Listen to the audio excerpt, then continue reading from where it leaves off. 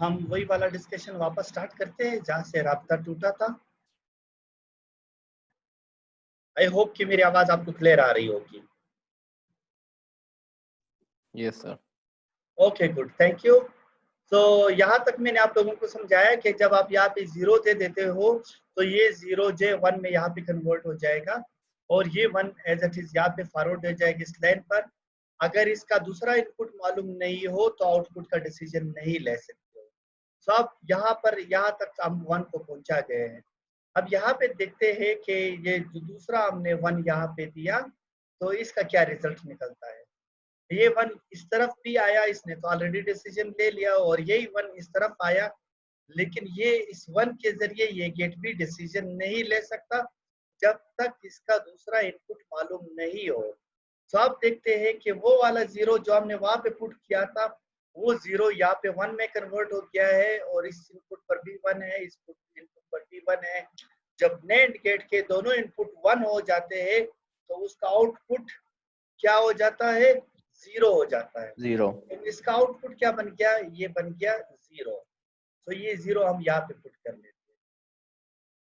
अब आप देख लो कि आपका रास्ता साफ हो गया है आगे डिसीजन लेने के लिए कि सर्किट आपका क्या डिसीजन ले रहा है।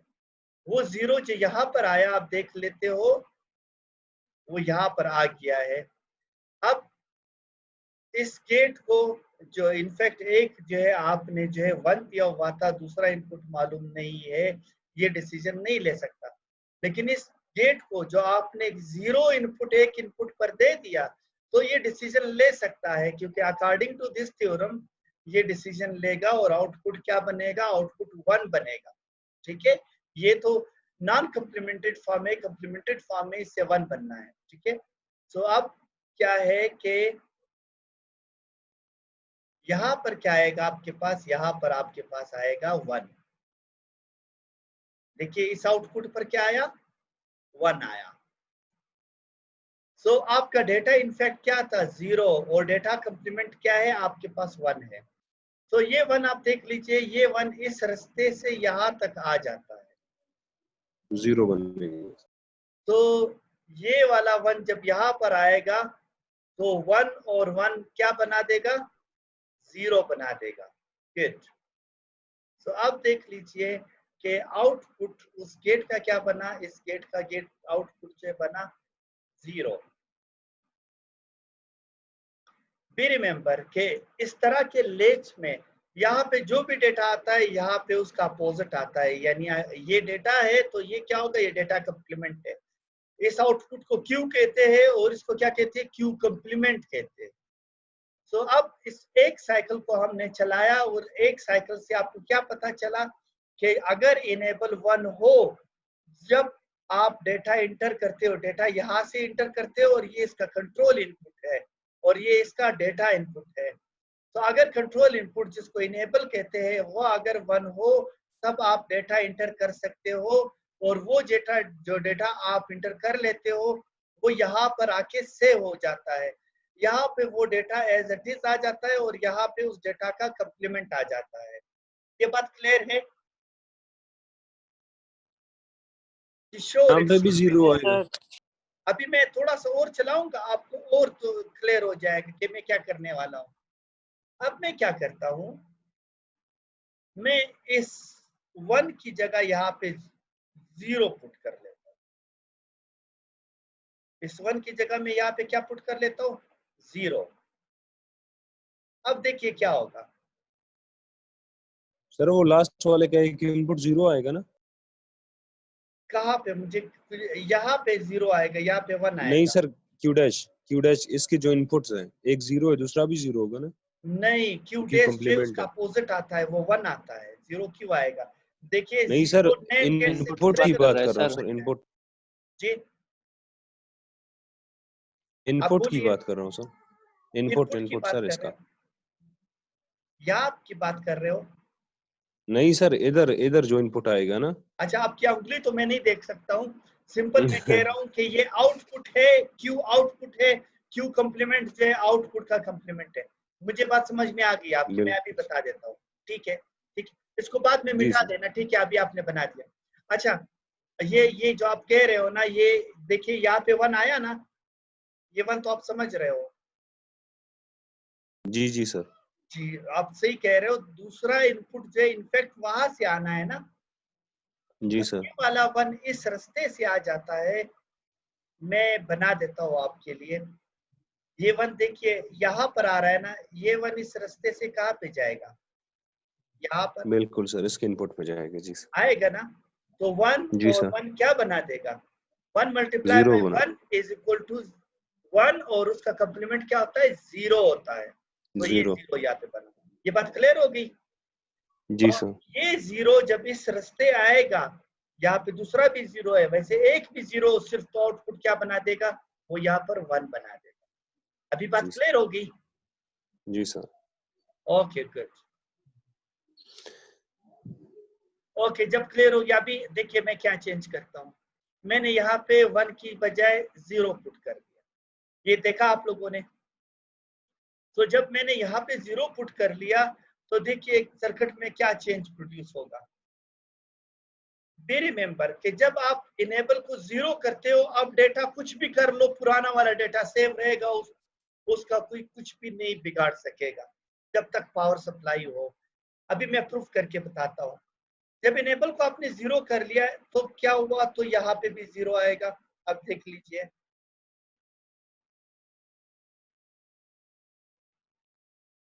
यहाँ पर क्या आएगा, 1 की बजाय 0 आएगा। क्या आएगा, 0।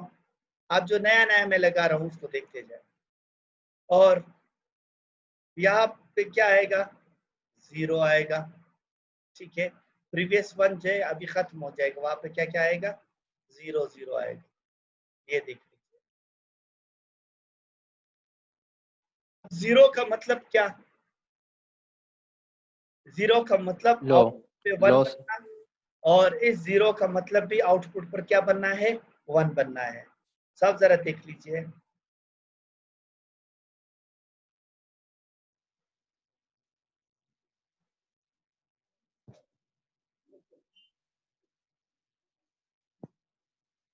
अब जरा गौर कर लीजिए, यहाँ पे भी 1 आया, यहाँ पे भी 1 आया।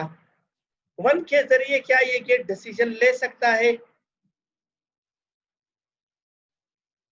नहीं सर। नहीं ले सकता। देखिए वही 1 यहाँ पे भी आ रहा है। क्या 1 के जरिए ये गेट डिसीजन ले सकता है, नो सर। नहीं ले सकता। तो अब जरा गौर कर लीजिए, तो जब इस ये 1 1 आए तो इसके जरिए ये गेट डिसीजन नहीं ले सकते, लेकिन इस गेट के आउटपुट पर पुराना जो कुछ भी पड़ा हुआ था वो उसके जरिए डिसीजन लेगा। Be remember what was its previous state, it will take decision according to its previous state.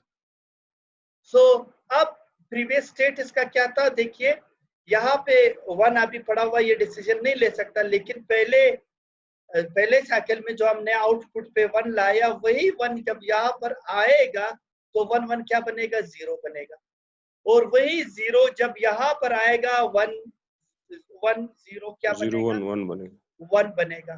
सो अब इसका मतलब क्या हुआ कि पहले जो डेटा आपके पास पड़ा हुआ था, वही डेटा जो है आपके पास वापस रह जाता है। सो जो लेच है या फ्लिप फ्लॉप है, वो एक ऐसा सर्किट है जो कि प्रीवियस स्टेट पे डिपेंड करता है। सो अब आपने देखा प्रीवियस स्टेट पे वो किस तरह डिपेंड करता है। अच्छा, और दूसरी बात, अभी आपने देखा कि जब आपने यहाँ पे पहले डेटा दिया, जो भी डेटा आपने दिया, अब आपने इनेबल को 0 बना दिया, तो वो डेटा यहाँ पे सेव रह गया। अब कोई इसको चेंज नहीं कर सकता जब तक आप दोबारा खुद ना चाहो। खुद किस तरह चाहोगे, दोबारा इसको 1 बना लो और नया डेटा एंटर करो तो फिर नया डिजिट आएगा। वापस इनेबल को 0 बना लो, वापस वो डेटा वहां पर सेव रहेगा। Is it clear? Sir given data को चेंज नहीं करना है, सिर्फ एनेबल को चेंज करना है सर। आप थोड़ा सा जोर से बोलिए। सर मैंने बताया कि मतलब डेटा जो हमने गिवन दिया था वो सेव रहेगा, और एनेबल को हम 0 और 1 करेंगे। अगर आपने डेटा को सेव करना है, फॉर एग्जांपल लॉन्ग टाइम के लिए आपने सेव करना है, तो आप इनेबल को 0 बना लीजिए। वो जो पुराना डेटा उसके अंदर पड़ा हुआ है वो सेव रहेगा। जब आपने दोबारा कोई नया डेटा एंटर करना हो इसके अंदर, तो फिर इनेबल को 1 बना लीजिए और नया डेटा फिर एंटर कर लीजिए। सो अभी मैं बताऊंगा कि नया डेटा किस तरह एंटर करेंगे इसमें, ठीक है? तो अभी आप लोग देख लेना। मैं इन चीजों को वापस बिठा देता हूँ।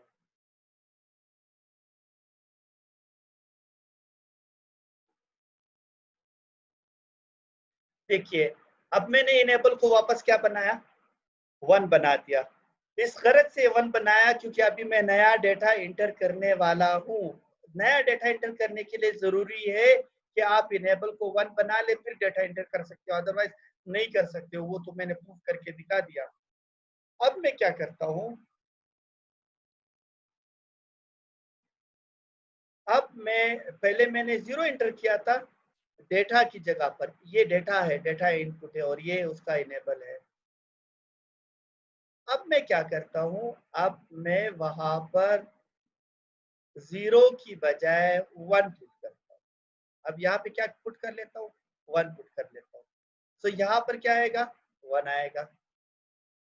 वो 1 यहाँ तक पहुंचा, ठीक है। इनेबल 1 है तो यहाँ पे भी 1 है। 1 और 1 क्या बनेगा, 0 बनेगा। 0 बनेगा। गुड। सो इस वाले पॉइंट पर क्या आया, इस गेट के आउटपुट पर यहाँ पर आया 0, 0 यहाँ पर आया 0। गुड। सो यहाँ पर भी तो जाहिर सी बात वही 0 ट्रेवल करते हुए यहाँ तक आएगा। और ये गेट 0 के जरिए डिसीजन ले सकता है या नहीं, जी 0 के तहत डिसीजन ले सकता है, सिर्फ एक 1 से Yes, sir. Yes sir. हाँ सर, डायरेक्ट तो 0 से क्या बनेगा, यहाँ पे 1 बनेगा, ठीक है। तो जब आपने वहां पे 0 एंटर किया, दूसरा इनपुट चाहे कुछ भी हो, अभी आउटपुट ने क्या बनना है, अभी आउटपुट ने 1 बनना है। देखिए आउटपुट क्या बन गया, 1 बन गया। देखिए इसको देख लीजिए, a.0 इज इक्वल टू 0, लेकिन अगर ये कंप्लीमेंट हो तो ये भी क्या आएगा, 0 का कंप्लीमेंट आएगा और वो 1 होगा, ठीक है। दूसरे अल्फाज में 0 multiply by anything is equal to 0 और उसका कंप्लीमेंट क्या होता है, 1 होता है। तो इस असूल के तहत हम यहाँ पे 1 लाए हैं। अच्छा आप जरा देख लीजिए, यहाँ पे तो 1 आ गया।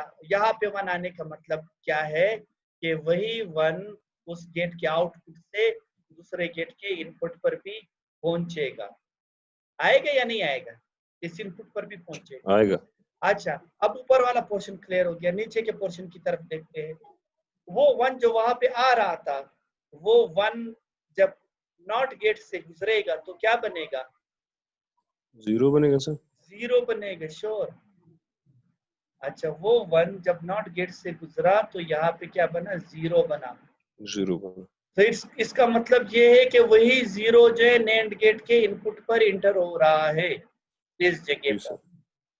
तो अब यहाँ आपको पे 1 बनेगा। इनपुट भी मालूम है वैसे कि दूसरा इनपुट 1 है, मालूम ना भी हो तो ये 0 डिसीजन ले सकता है कि आउटपुट पर क्या आएगा, 1 आएगा, 1 ठीक है। तो अब आउटपुट पर क्या आएगा, इसके आउटपुट पर 1 आएगा। आप जरा देख लीजिए, तो इस 1 को मैं यहाँ पे लगा लेता हूँ और वही 1 ट्रेवल करते हुए दूसरे गेट के इनपुट पे, इस और ये गेट 0 होगा पर पहुंचा और 1 क्या बनेगा, 0 बनेगा। वेरी 0। गुड। अब ये क्या बना, 0 बना। अब जरा मैं दिखा देता हूँ,